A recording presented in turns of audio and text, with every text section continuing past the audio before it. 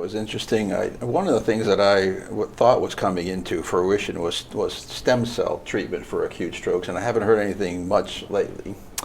Yeah, I think that's a great question. It's actually something that we're studying here. We're involved in two randomized clinical studies here at Houston Methodist studying stem cells.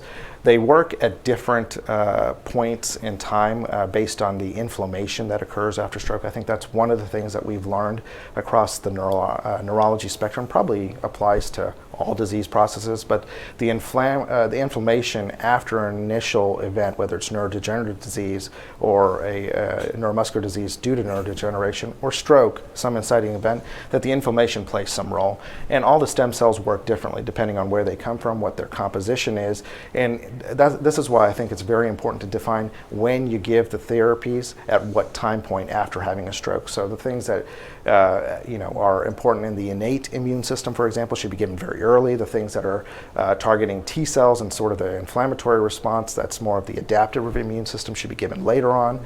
And I think that this advanced imaging can potentially help us know where we are across the spectrum of acute stroke injury.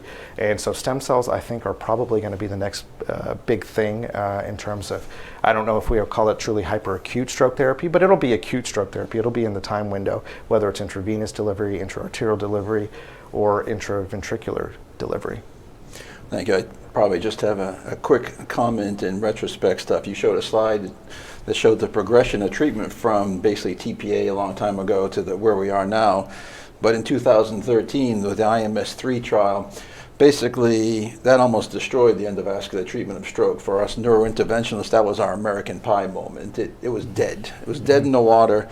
But thanks to new devices that came up, and two of our sponsors are, Medtronic and Stryker, it was thank God that they devised the Solitaire and the Trevo devices, and 3 studies came out in 2015 that showed the efficacy of doing it, and now look where we are now. We're off and running. And just on a personal note, those studies have ruined my life, because now I'm in at all hours of the evening, morning, day and night, weekend doing these, because we do so many strokes at this institution.